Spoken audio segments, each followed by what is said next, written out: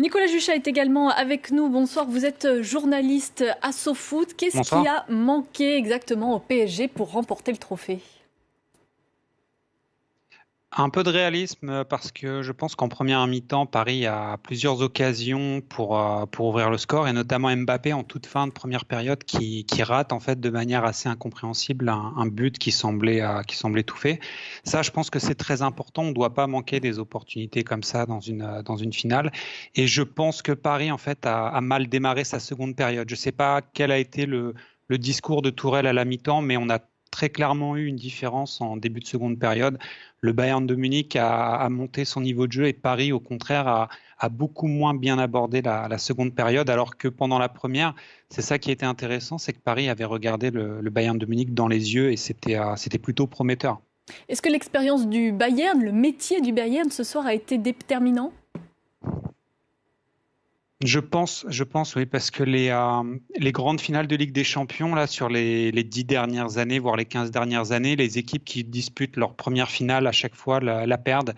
Et on voit ça aussi dans le football international. L'équipe de France perd la finale de l'Euro 2016 et on dit souvent que c'est grâce à cette finale perdue qu'on a gagné la Coupe du Monde 2018.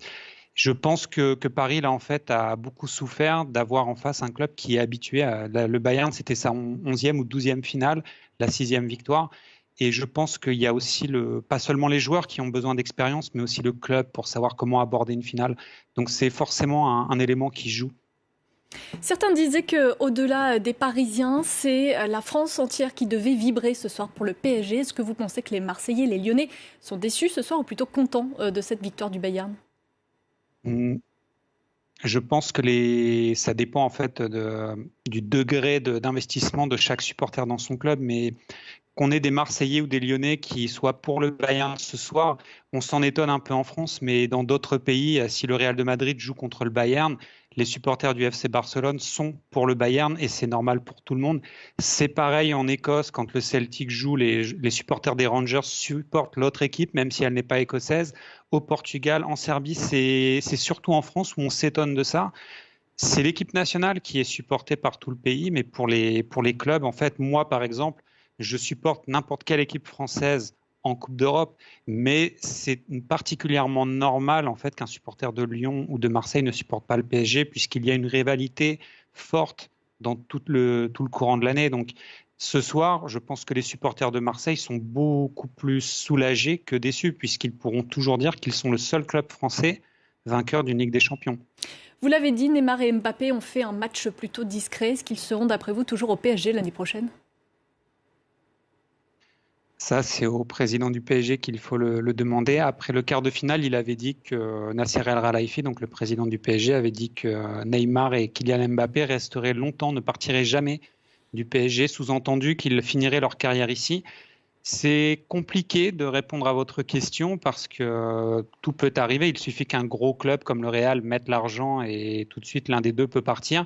Moi, je pense qu'ils resteront pour deux raisons. La première, c'est qu'ils ont dû comprendre cette année qu'ils pouvaient gagner la Ligue des Champions au PSG. C'est possible.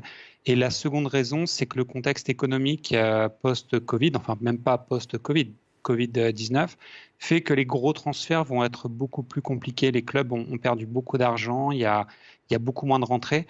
Donc moi, je parierais plutôt pour un maintien de Neymar et de Mbappé, voire même une prolongation de chacun des deux. Si on revient sur cette Ligue des Champions, est-ce que c'était malgré tout une belle édition? Ah oui, enfin, c'est une édition particulière par rapport au contexte du Covid. C'est une édition très belle pour les clubs français, puisque même Lyon en demi-finale, c'est exceptionnel. On n'avait pas eu d'équipe en demi-finale depuis 2017, Monaco, et Lyon avait été en demi-finale en 2010. Donc c'est quand même quelque chose d'assez rare en France. On n'avait jamais eu deux équipes françaises en même temps en demi-finale. Et la dernière finale remonte à 2004, c'était l'AS Monaco. Donc pour la France, oui, c'est une superbe édition. On a vu une équipe de Lyon qui a été impressionnante, une équipe du PSG qui a réussi à faire vibrer ses supporters, surtout un PSG qui a cassé le plafond de verre des quarts de finale et même la malédiction, la psychose des huitièmes de finale. Donc il y a beaucoup de positifs pour les clubs français. Et puis si on parle de manière plus globale, le format du Final 8, donc ces matchs à élimination directe à partir des quarts de finale dans une seule et même ville, Je pense que c'est une piste très intéressante à creuser pour l'UEFA, surtout si cette saison on joue des matchs à huis clos. Je pense que ce sera beaucoup plus intéressant de faire le même format Final 8. Nicolas Juchat, journaliste